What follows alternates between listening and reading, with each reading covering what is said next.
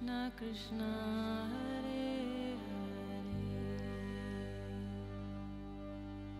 Hare Hare Hare Rama Hare Rama Rama Rama Hare Hare. The Hare Krishna tradition comes from that ancient India. So in that sense, in the broader cultural sense of the word Hindu, you could say it's Hindu. But at the same time, it's something very, very specific as well. One, because of our links to 15th century Sri Chaitanya Mahaprabhu, who we believe to be like a Christ-like figure, who chanted Hare Krishna on the streets. But secondly, because Prabhupada himself, I would say translated, but transformed and presented the Hare Krishna tradition in a way that was digestible and attractive to people all over the world. Krishna consciousness, it's a movement. It's not just a religion. You know, we don't just go on a Sunday and like Christians do and say prayers. It's a whole lifestyle. The founder of the Hare Krishna movement left India in 1965, arrived in America with very little possessions or only one contact, and yet arriving in America in those days, he caught the imagination in many respects of the seeker community, the psychedelic hippie community of those places like New York and San Francisco in particular.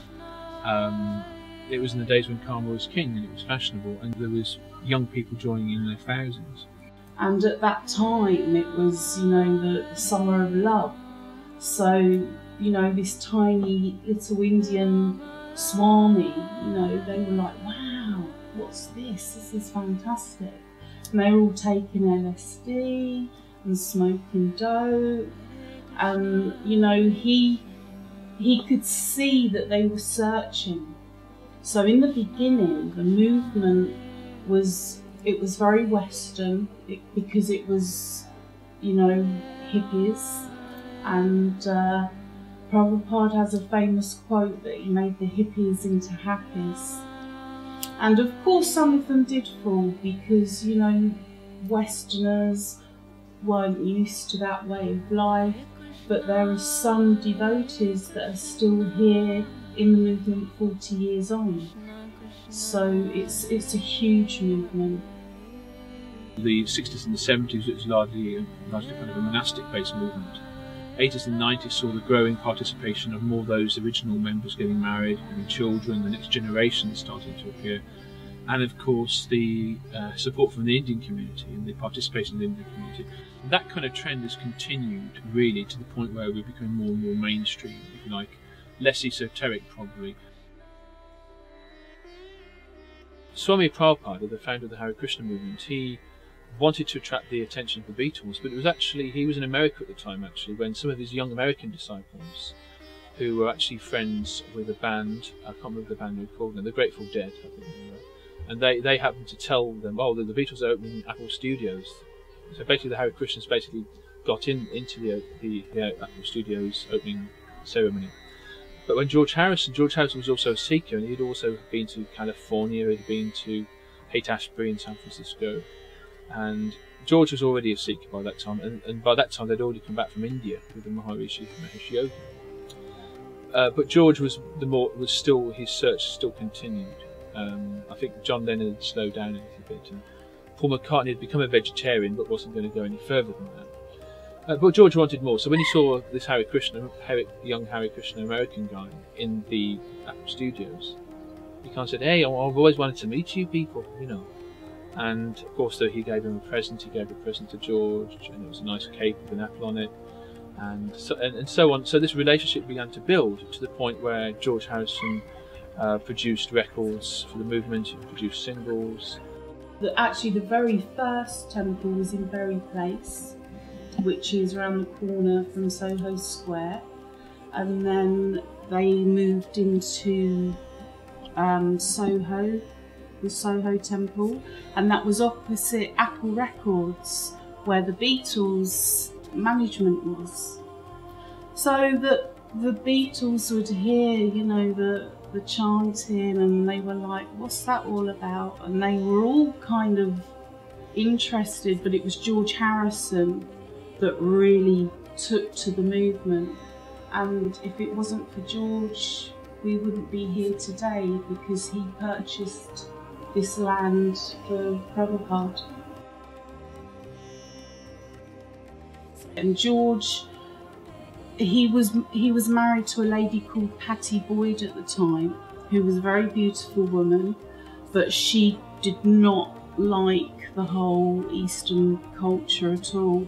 So they parted ways because George really loved Prabhupada and Krishna, and quite a lot of his songs are actually written about Krishna. My Sweet Lord, that was the #1 for weeks and weeks and weeks in the 70s. The Way She Moves, that's about Krishna, but obviously he had to put she instead of he. So that he did a lot of songs about Krishna. In our philosophy, the cow is very sacred because she provides milk, like our mother would provide milk. So in our philosophy, there's 7 mothers, and one of those mothers is the cow.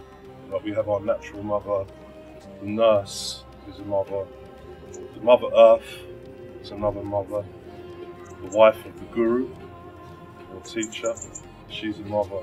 So the cow's one of those mothers because she provides us milk. So basically, anything from the cow is holy. Because from the milk you get cheese, you get butter, you get ghee, you get so many nice things. So we worship the cow in that respect, that she is like our mother. Today, at the time of speaking, it's what they call Go Puja, which means kind of an honouring, a day where we honour the cows. It's a tradition we have. So the reason why people they're dipping their hand in some kind of dye, which of course is made from local fields and local materials, and then they're blessing the cow like you see with the different colours. It makes the festive occasion more colourful, more interesting, more fun. And just like, for example, let's say someone like a priest is blessing someone like that, patting the baby on the head or something like that. So people are going up to the cow and they're offering it respect by giving it a nice pat to say thank you for being our mother and our father.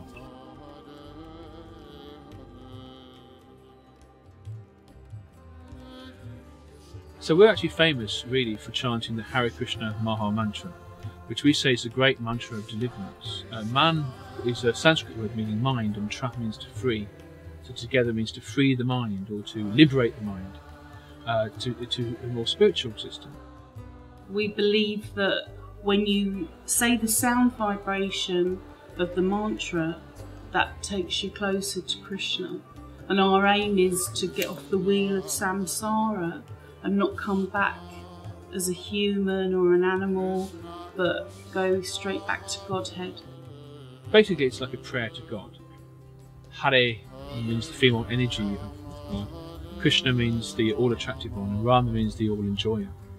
So the meaning of the Hare Krishna mantra is all-attractive one, O supreme enjoyer, O Lord, kindly engage me in your loving devotion. So anyway, we chant on beads like this, japa beads. As you see, they are, or mala. Basically, you've got your middle finger and your thumb, and you just like say in a Catholic rosary type of thing, or as in many religions like Buddhism, you triggle the bead, and quite tightly actually, and then you say the mantra, which sounds a bit like this. Hare Krishna, Krishna Krishna, Hare Hare, Hare Ram, Ram Ram, Hare Hare Krishna, Hare Krishna. It's to glorify Krishna. And also it lifts your heart, you know.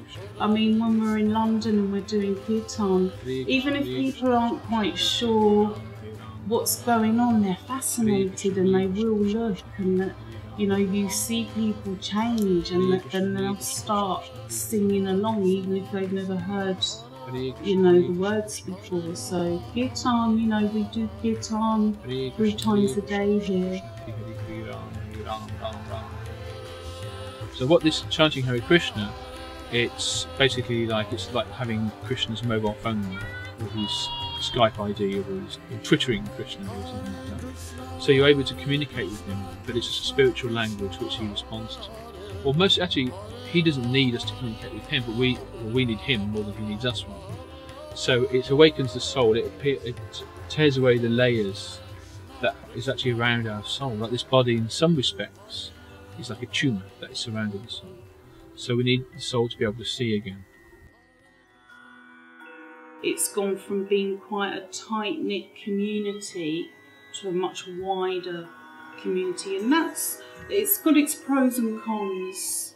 You know, there's some things from the past that I really miss, but it's good because more people come, you know, so that's a good thing, that's a positive thing. Where before, if you said Hare Krishna, people would think of nutters in an airport giving out books and whatever, and now, you know, I think people have a better understanding. We have Krishna, who is the Supreme Personality of Godhead. So another name for Krishna, you know, there's only one God, right? Some people call him Buddha, Allah, Christians call him God. So there's only one God. Because God's unlimited, he has unlimited names.